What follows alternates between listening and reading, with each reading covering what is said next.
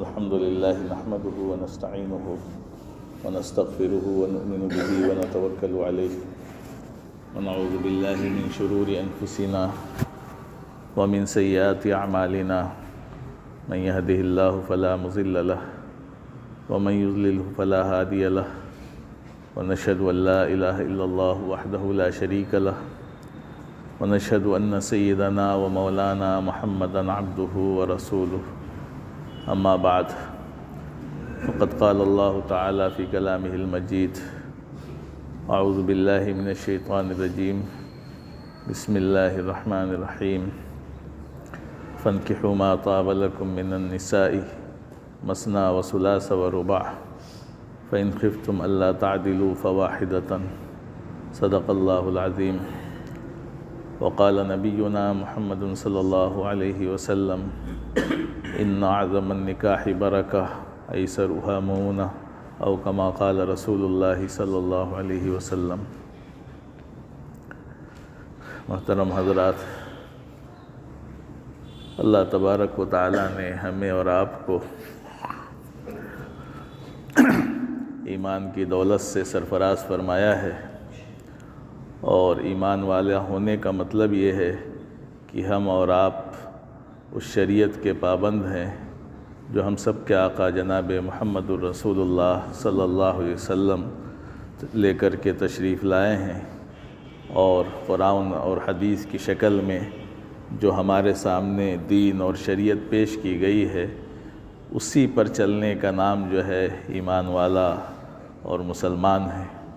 اگر ہم اس شریعت پر، اس طریقے پر، اس دین پر نہیں چلتے ہیں جو اللہ کے نبی صلی اللہ علیہ وسلم نے ہمیں بتایا ہے، تو پھر وہ کام دین کا یا عبادت کا نہیں ہوتا ہے۔ تو کسی بھی کام کو، جو بھی کام ہم کرتے ہیں، چاہے وہ کام دنیا کا ہو یا عبادت کا ہو، اس کو صحیح بنانے کے لیے اور دین بنانے کے لیے ہمیں اللہ کے حکم اور نبی پاک علیہ السلام کے طریقے کو اختیار کرنا پڑے گا۔ اگر وہ طریقہ اختیار نہیں کیا گیا تو پھر وہ عمل چاہے جتنا اچھا ہو، جتنا خوبصورت ہو، دیکھنے میں چاہے جتنا بھلا معلوم ہوتا ہو، لیکن وہ دین نہیں ہو سکتا۔ مثال کے طور پر نماز ہے۔ نماز بہت اہم عبادت ہے، اللہ کے ہاں اس کا بڑا اونچا مقام ہے۔ قرآن میں بہت زیادہ تاکید، حدیث میں بہت زیادہ تاکید، لیکن اگر اس نماز کے پڑھنے میں ہم اللہ کے رسول صلی اللہ علیہ وسلم کا طریقہ اختیار نہ کریں، اپنی مرضی سے ہم نماز پڑھنا شروع کر دیں، ہم سوچیں کہ چلو ہم رکوع میں قرآن پڑھنا شروع کر دیتے ہیں، ہے نا، صلاۃ و سلام پڑھنے میں کھڑا ہونا چاہیے تو ہم کھڑے ہو کر کے درود شریف اور تحیات پڑھنا شروع کر دیں، اور بیٹھ کر کے جو ہے ہم قرأت شروع کر دیں، تو نماز صحیح ہو جائے گی؟ نہیں صحیح ہوگی۔ آپ چاہے جتنا اچھا سمجھ کے کریں، لیکن اگر آپ التحیات کو کھڑے ہو کر کے پڑھنے لگیں اور درود شریف کو کھڑے ہو کر کے پڑھنے لگیں، اور جو قرآن پڑھا جاتا ہے، جو تلاوت کی جاتی ہے نماز میں، اس کو بیٹھ کے پڑھنے لگیں، نماز صحیح نہیں ہوگی۔ آپ رکوع میں جو ہے جو پڑھنے کو بتایا گیا اس کو نہ پڑھ کے آپ جو ہے کوئی الگ سے جو ہے کھڑے ہو کر کے اس کو پڑھنے لگیں، تو یہی اصل بنیاد ہے جس کو سمجھنے کی ضرورت ہے۔ دین کسے کہتے ہیں؟ دین تو اسی کا نام ہے۔ عبادت، کوئی بھی عمل اسی وقت بنتا ہے جب اس میں نبی پاک علیہ السلام کا طریقہ اختیار کیا جائے۔ اگر وہ طریقہ چھوڑ کر کے کوئی دوسرا طریقہ اختیار کیا جائے تو چاہے جتنا اچھا عمل ہو، وہ عبادت نہیں ہو سکتا ہے۔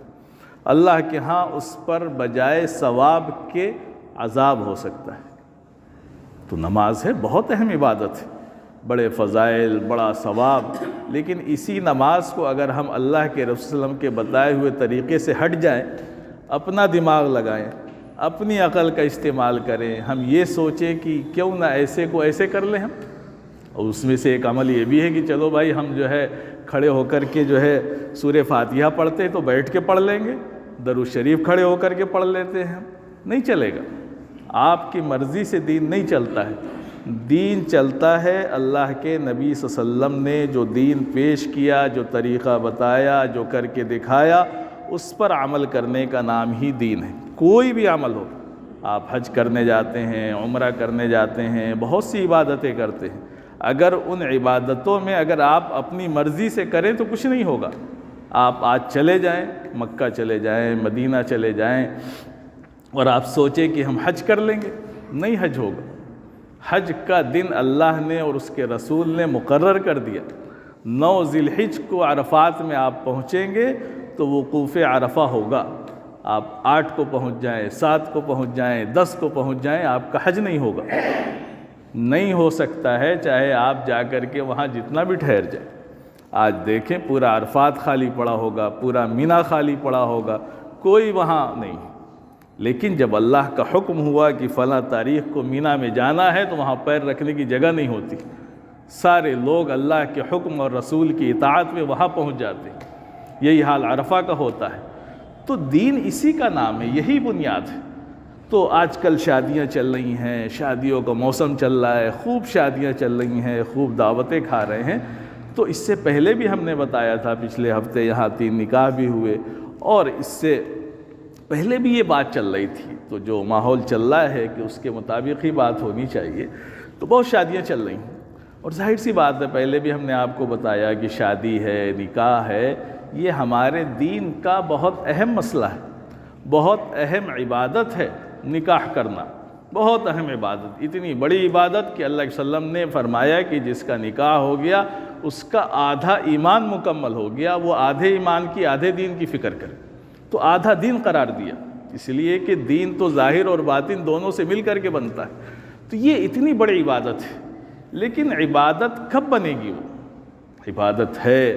دعوت ولیمہ خوب کھا رہے ہیں، دعوت ولیمہ بھی عبادت ہے۔ ایک ایمان والے کی دعوت قبول کرنا عبادت ہے، ایک ایمان والے کی دعوت میں شریک ہونا عبادت ہے، یہ سب عبادت، ان سب پر اجر ملتا ہے۔ لیکن اصل بنیاد وہی آتی ہے کہ یہ دیکھا جائے گا کہ ان عبادتوں میں اگر اللہ اور اس کے رسول کے بتائے ہوئے راستے کو اختیار کیا گیا تب تو یہ ساری چیزیں عبادت ہوتی چلی جائیں گی، اور اگر اس کے خلاف کریں گے تو پھر یہ عبادت نہیں ہوگی۔ ٹھیک ہے، نکاح تو عبادت ہے ہی، اس کو عبادت سے ہٹایا نہیں جا سکتا ہے، لیکن جو اعمال اس میں ہوں گے اس میں ثواب نہیں ملے گا، ثواب نہیں ملے گا۔ تو ثواب کے لیے ہمیں کام بھی وہی کرنا پڑے گا جو اللہ اور اس کے رسول نے ہمیں بتایا ہے۔ اللہ کے وسلم نے شادیاں کر کے دکھائیں، اپنی بیٹی کی شادیاں کیں، اور سب آپ نے سماج کے سامنے، معاشرے کے سامنے کر کے دکھایا، کوئی چیز چھپی ہوئی نہیں ہے۔ تو شادی کا مطلب کیا ہوتا ہے؟ شادی کو انسان نے ایک ایسا ہوا بنا لیا ہے کہ اس کو لگتا ہے کہ اگر شادی میں دھوم دھڑاکا نہ ہو، ہنگامہ نہ ہو، شور نہ ہو، ہے نا، باجا نہ ہو، یہ سب چیزیں نہ ہو تو شادی کیسی؟ عجیب سوچ ہے بھائی، ان سب چیزوں کا شادی سے تعلق کیا ہے؟ کیا کہیں ہمارے دین میں یہ آیا کہ شادی کے موقع پر آپ ناچو، کودو، اچھلو، ہے نا، یہ سب کام کرو؟ یہ کہیں ہمارے دین میں آیا؟ کوئی ہماری عبادت، کوئی ہمارا تہوار ایسا ہے جیسا غیروں کا ہوتا ہے کہ کوئی ناچ رہا ہے، کوئی کود رہا ہے، کوئی اچھل رہا ہے، پتہ نہیں کیا کیا کرتے ہیں؟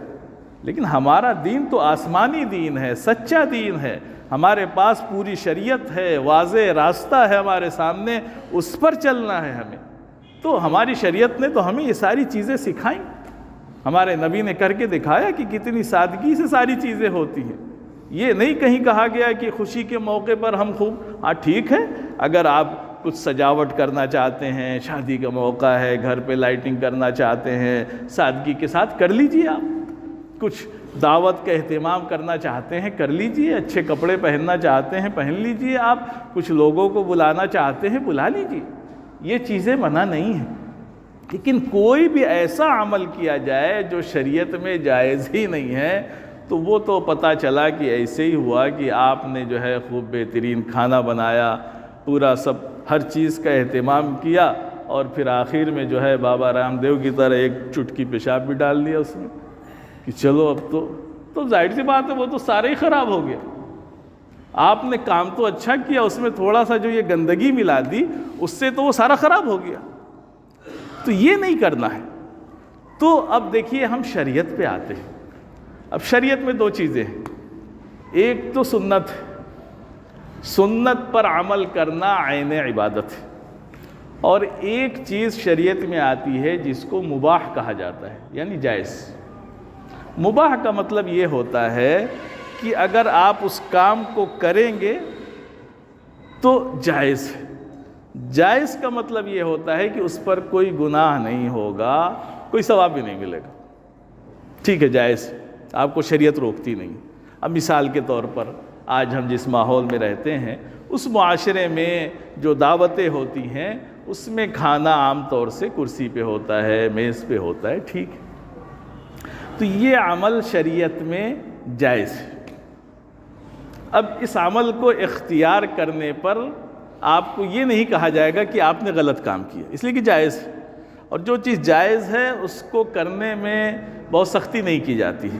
ہاں، یہ ضرور کہا جائے گا کہ یہ سنت کے خلاف ہے تو اس پہ آپ کو ثواب نہیں ملے گا، کیونکہ سنت تو جو ہے زمین میں بیٹھ کے دسترخوان بچھا کے کھانا، تو وہ اگر طریقہ نہیں اختیار کیا گیا تو آپ کو اس پر جو ثواب ملنا تھا اس بیٹھنے پر وہ تو نہیں ملے گا، لیکن جائز ہے تو اس پر گناہ بھی نہیں ہوگا، کوئی آپ کو روکے گا بھی نہیں۔ تو اگر ہم سب سے اعلیٰ درجہ تو یہ ہے کہ اپنے ہر کام میں سنت کو اختیار کریں، لیکن اگر سنت نہیں اختیار کر پا رہے ہیں، مجبوری ہے، حالات ہے، تو بس زیادہ سے زیادہ درجہ جواز کا ہے تو جواز کو اختیار کر لیں۔ ہم یہ کہتے ہیں کہ چلو بھائی اگر ہم نے سنت کے مطابق نہیں کیا تو ناجائز بھی نہیں کیا، اتنا تو ہم ڈنکے کی چوٹ پہ کہہ سکیں نا بھائی کہ چلو ہم نے سنت کے مطابق تو نہیں کیا لیکن ہم نے ناجائز بھی نہیں کی، اس لیے آپ ہمیں نہیں وہ کر سکتے، تو ٹھیک۔ لیکن اگر کوئی ناجائز عمل کیا جائے، اب آپ کہیں کہ کھڑے ہو کے کھانا، تو کھڑے ہو کر کھانا یہ ہمارے دین میں، شریعت میں آداب کے خلاف ہے۔ ناجائز اور حرام تو نہیں کہا جائے گا اگر اس کو معمول نہ بنایا جائے، ضرورتاً کبھی ضرورت پڑ گئی، چلتے پھرتے ہم سفر میں ہیں، کہیں جا رہے ہیں یا راستے میں ہیں، کوئی ایسی چیز ہاتھ میں ہے کھا لی تو ناجائز اور حرام نہیں کہا جائے گا، لیکن اسی کو معمول بنا لیا جائے، آپ اس چیز کو اختیار کریں، تو یہ ہمارے دین کے جو اخلاق ہیں، جو آداب ہیں، جو اعلیٰ کردار ہیں اس کے خلاف کہ انسان کھڑے ہو کر کے کھا رہا ہے، یہ جانوروں کا طریقہ ہے۔ اس لیے ہمارے علماء نے اس میں بھی بڑی احتیاط کی، یہاں تک کہ جو ہمارے محدثین تھے وہ جب حدیث لینے جاتے تھے تو ہر چیز دیکھا کرتے تھے کہ اس سے ہم حدیث لینے جا رہے ہیں، اس کی زندگی ہے کیسی۔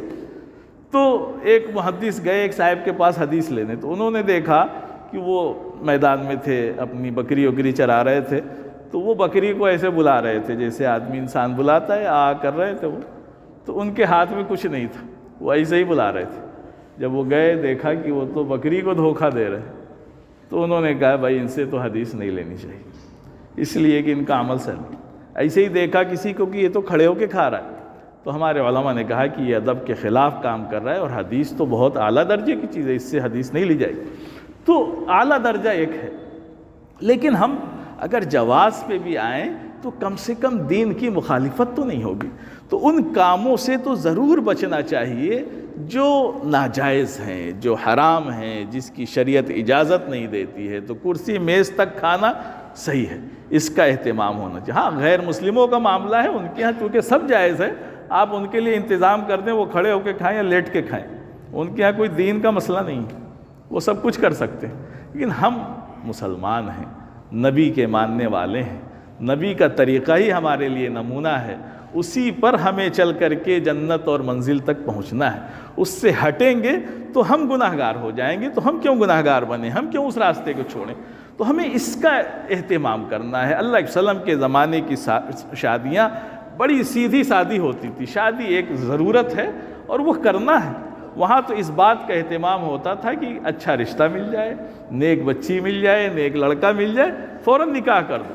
کوئی اہتمام نہیں ہوتا تھا کہ بڑی تیاریاں، بڑی منگنیاں اور بہت اس کے لیے اہتمام، کچھ نہیں۔ اللہ علیہ وسلم نے حضرت فاطمہ کی شادی کی، حضرت زینب کی، سب کی شادیاں کی آپ نے۔ حضرت علی بھی ان کے بھائی تھے، آپ ولی تھے حضرت علی کے، آپ نے ان کی بھی شادی کی، بہت سی شادیاں کی، صحابہ نے شادیاں کی، کیسی شادیاں ہوتی تھیں۔ حضرت عمر رضی اللہ عنہ کی خلافت کا دور ہے، حضرت عمر رضی اللہ عنہ رات کو دورہ کیا کرتے تھے، گشت کرتے تھے، تو وہ گزر رہے تھے، گھر کے پاس سے گزرے تو وہاں ایک ماں تھی، ایک بیٹی تھی، وہ آپس میں باتیں کر رہی تھیں۔ انہوں نے دودھ نکالا تو اس کی ماں نے کہا کہ پانی ملا دو، تو بیٹی نے کہا کہ نہیں پانی نہیں ملائیں گے، اس لیے کہ امیر المومنین حضرت عمر کا حکم ہے کہ دودھ میں پانی نہ ملایا جائے، تو جب خلیفہ کا حکم ہے کہ پانی نہ ملایا جائے تو ہم پانی نہیں ملائیں گے۔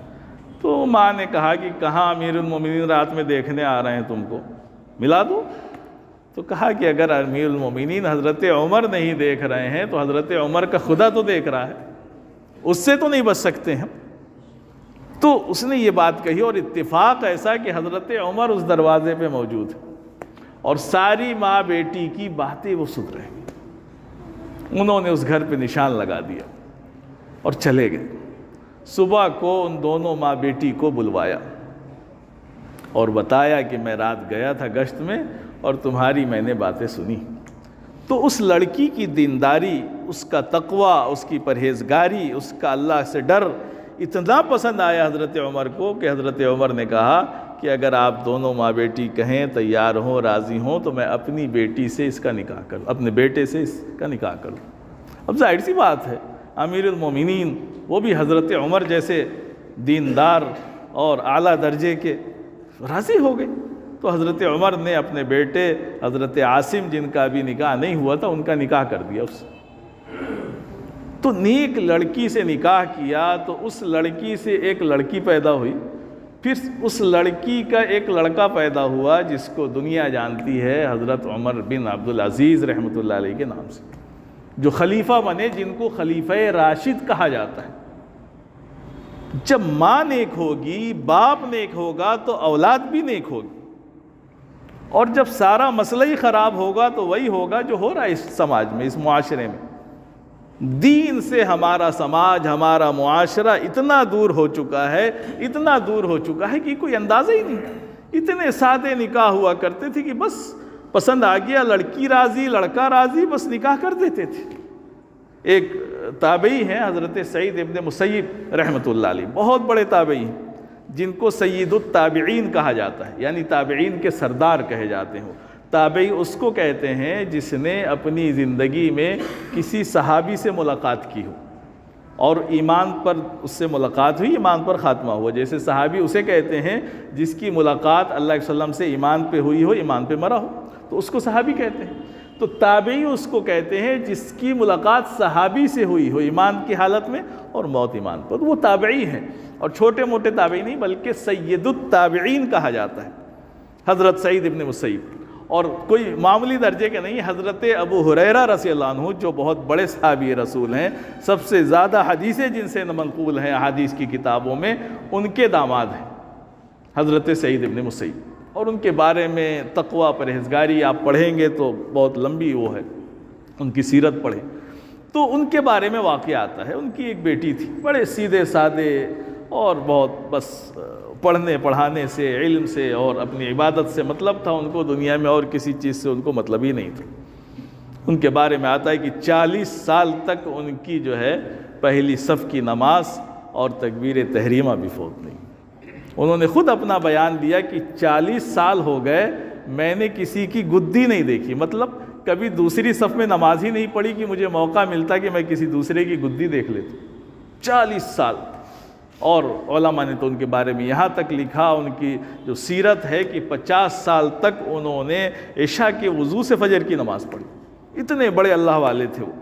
ان کی بیٹی تھی، تو ان کی بیٹی کے لیے جو اس وقت کا خلیفہ تھا، بادشاہ تھا، عبد الملک بن مروان، اس کا بیٹا تھا ولید، وہ ولی عہد تھا، یعنی ان کے مرنے کے بعد وہ شہزادہ تھا، وہ بادشاہ بنتا۔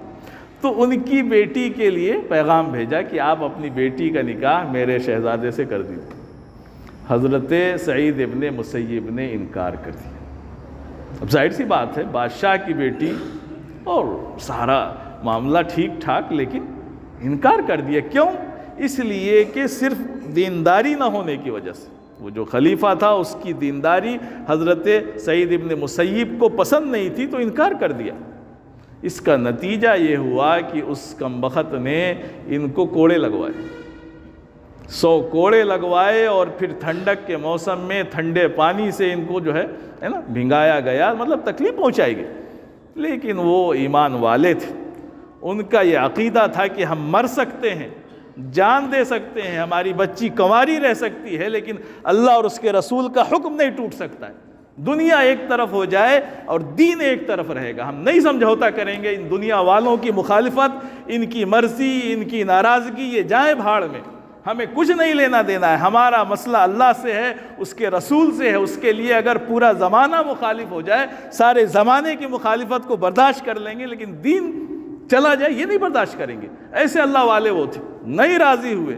اور پھر واقعہ لکھا کہ حضرت ابو وداع ایک ان کے شاگرد تھے، تو وہ پڑھنے آیا کرتے تھے مسجد نبوی میں، مدینے میں وہیں رہتے ہی تھے۔ تو مسجد نبوی میں ان کا درس چلتا تھا حدیث کا، بہت بڑے عالم تھے، اتنے بڑے عالم تھے کہ صحابہ کہتے تھے کہ جا کے ان سے مسئلہ پوچھو، حضرت سعید سے۔ تو وہ درس دیتے تھے، تو ان کے ایک شاگرد تھے ابو وداع، وہ مجلس میں آیا کرتے تھے، وہ کچھ دن غائب ہو گئے۔ حضرت سعید، ظاہر سی بات ہے، کوئی شاگرد ہے، طالب علم ہے، اس کو انسان دیکھتا ہے کہ وہ آ رہا ہے کہ نہیں آ رہا ہے۔ وہ نہیں آ رہے تھے۔ جب ایک دن آئے تو ان سے پوچھا کہ بھائی کہاں تھے؟ تو انہوں نے کہا کہ حضرت میری بیوی کا انتقال ہو گیا تھا، اس لیے میں کچھ دن آپ کے درس میں نہیں شریک ہو سکا، اسی میں مشغول ہو گیا تھا، یہ مسئلہ تھا۔ تو کہا اچھا تمہاری بیوی کا انتقال ہو گیا؟ کہا کہ ہاں۔ تو کہا دوسری شادی وادی کی؟ تو کہا حضرت آپ بھی کیسی بات کر رہے ہیں، میں اتنا غریب آدمی ہوں، میرے پاس کچھ بھی نہیں ہے، میرے لیے تو اپنے گھر کے انتظام کے لیے بھی کچھ نہیں ہے، میں تو بالکل قلاش اور مسکین آدمی ہوں، کون اپنی بیٹی مجھے دے گا، کون مجھ سے نکاح کرے گا؟ ایک نکاح کسی طرح ہو گیا تھا، وہ بیوی کا انتقال ہو گیا۔ تو حضرت سعید نے کہا کہ اگر میں اپنی بیٹی کا نکاح تم سے کروں تو کرو گے؟ اب ظاہر سی بات ہے، اتنے بڑے اللہ والے ہیں، کون انکار کر سکتا ہے، وہ بھی ان کے شاگرد۔ کہا کہ حضرت مذاق کر رہے ہیں؟ کہا کہ نہیں مذاق نہیں کر رہا ہوں میں، صحیح بھائی سب کو معلوم تھا کہ جس کی بیٹی کے لیے خلیفہ کی طرف سے پیغام آ رہا ہے وہ مجھ سے کہاں نکاح کرے گا۔ کہا حضرت مذاق اڑا رہے؟ کہا نہیں مذاق نہیں اڑا رہا، بتاؤ تیار ہو؟ کہا بالکل تیار ہوں۔ بس انہوں نے کہا ہاں، اور فوراً انہوں نے اپنی بیٹی سے نکاح پڑھا دیا، اسی مجلس میں نکاح پڑھا دیا۔ کوئی نہ منگنی، نہ انگنی، نہ تیاری، نہ ویاری، کیا یہ چیزیں ہیں؟ یہ کہیں دین میں ہے؟ رشتہ ہی تو ہونا ہے۔ تو بس ان کو اس طالب علم کی دینداری پسند آئی اور نکاح پڑھا دیا۔ اب وہ بیچارے گھر گئے، وہ خود لکھتے ہیں کہ میں اتنا خوش تھا کہ مجھے سمجھ میں نہیں آ رہا تھا کہ میں خوشی کے مارے کیا کروں۔ حضرت سعید نے اپنی بیٹی کا نکاح مجھ سے کر دیا کہ میں گھر پہنچا، روزے سے تھا اور میں نے افطار کا کچھ نہیں تھا، روٹی تھی، تیل تھا زیتون کا، وہ لے کر کے بیٹھا کہ افطار کروں۔ اتنے میں دروازے پر کسی نے دستک دی، میں نے پوچھا کون؟ تو ادھر سے جواب آیا سعید۔ میں نے سوچا سعید، تو دماغ لگانے لگے کہ حضرت سعید کی طرف تو دماغ گیا نہیں، اس لیے کہ حضرت سعید کے بارے میں مشہور تھا کہ وہ اپنے گھر اور مسجد کے علاوہ کہیں نہیں جاتے تھے، تو ان کے بارے میں تو ان کا دماغ نہیں گیا اور وہ اپنا دماغ لگانے لگے۔ بہرحال دروازہ کھولا تو دیکھا کہ حضرت سعید کھڑے۔ کہا حضرت آپ کیوں میرے دروازے پہ آ گئے؟ آپ بتاتے میں آ جاتا، آپ نے کیوں اتنی زحمت کی؟ اندھیرا تھا، مغرب کے بعد کا وقت تھا۔ کہا کہ نہیں، اب تم میرے داماد ہو گئے ہو، تم اس بات کی زیادہ حقدار ہو کہ میں تمہارے پاس ہوں، اور اس لیے آیا ہوں کہ تمہارا آج نکاح ہو گیا ہے۔ اب جب نکاح ہو گیا تو بغیر بیوی کے تم رہو، یہ مجھے پسند نہیں آیا، اس لیے میں اپنی بیٹی کو رخصت کرنے آیا ہوں، لے کر کے آیا ہوں۔ اور بیٹی ان کے پیچھے چھپی ہوئی تو نظر نہیں آ رہی، پیچھے سے پکڑا، دروازے کے اندر کیا، کہا دروازہ بند کر لو، گھر چلے آئے۔ حضرت ابو وداع پریشان ہو گئے کہ محلے والے کیا کہیں گے، کسی کو تو پتہ ہی نہیں کہ میری شادی ہو گئی۔ تو وہ چھت پہ چڑھے اور جا کر کے چھت پہ آواز لگائی کہ بھائی سارے لوگ سن لو، آج حضرت سعید نے اپنی بیٹی کا نکاح مجھ سے کیا ہے اور وہ ابھی گھر چھوڑ کر کے گئے ہیں، آپ لوگ آ جائیں۔ تو عورتیں آ گئیں، ان کی والدہ الگ گھر میں رہتی تھی، ان کو پتہ چلا کہ میرے بیٹے کا نکاح، کہ وہ دوڑی ہوئی آئیں اور انہوں نے آ کر کے کہا کہ بیٹا 3 دن تک تم اس کے پاس نہیں جاؤ گے، اس کو تو ابھی میں دلہن بناؤں گی، اس کو سجاؤں گی، تیار کروں گی، تب تم اس کے پاس جاؤ۔ تو یہ نکاح ہوا کرتے تھے اللہ والوں کے، دینداروں کی، اس لیے کہ نکاح ایک ضرورت ہے، جب پسند آ جائے تو کر لیں، اور اس کے لیے بہتر تو یہی ہوتا ہے کہ اچھا رشتہ، دیندار رشتہ مل جائے۔ اللہ والوں کے رشتے تو بہت آسانی سے ہو جاتے ہیں، آج بھی آپ رائے بریلی چلے جائیں، وہاں کسی کو پتہ ہی نہیں چلے گا کہ کس کی شادی کس سے ہوئی، اس لیے کہ وہ گھروں میں اور خاندانوں میں رشتے ہوتے ہیں، اور سب سے بہتر رشتے وہی ہوتے ہیں جو آپس میں ہو جائیں۔ حضرت اللہ کے وسلم نے حضرت فاطمہ کا نکاح اپنے چچیرے بھائی حضرت علی سے کر دیا، وہ ان کے چچیرے بھائی تھے اور ایک ساتھ پلے بڑھے تھے، اس لیے کہ اس سے رشتے مضبوط ہوتے ہیں، نہ ادھر جانا نہ ادھر جانا، نہ لڑکی کو رونے کی ضرورت کہ ہمیں کہاں جانا ہے رخصت ہو کے، کس خاندان میں جانا ہے، پتہ نہیں کیسے لوگ ہوں گے، کیا ہوگا، کیا پریشانی، نہیں۔ آج تو ایسا الٹا سماج بن گیا کہ لوگ آپس میں نہیں شادی کر سکتے، چاہے کہیں بھی بھیج دیں اس کو، آپس میں نہیں کریں گے۔ گھر میں بہن کا لڑکا بھی ہے، بھائی کا لڑکا بھی ہے، خالہ کا لڑکا بھی ہے، ماموں کا سب ہیں، لیکن آپس میں نہیں کریں گے، اس لیے کہ ہمیں تو مال چاہیے، شہرت چاہیے، دوسری چیزیں چاہیے، ہمیں دین پر تھوڑی عمل کرنا ہے۔ تو میرے عزیز بھائیوں، اگر ہم اپنے سماج کو اچھا بنانا چاہتے ہیں، ہم صحیح راستے پر چلنا چاہتے ہیں، تو ہمیں بھی اپنے نبی کی، اپنے صحابہ کی، اپنے صحابیات کی سیرت کو اختیار کرنا پڑے گا۔ اگر وہ چیز ہمارے سماج میں، معاشرے میں آئے گی تو انشاءاللہ ہم صحیح راستے پہ چلیں گے، اور دین میں اور یہ جو پریشانیاں آ رہی ہیں یہ آسانیوں میں تبدیل ہو جائیں گی۔ اللہ تبارک و تعالی ہم سب کو کہنے سننے سے زیادہ عمل کی توفیق عطا فرمائے۔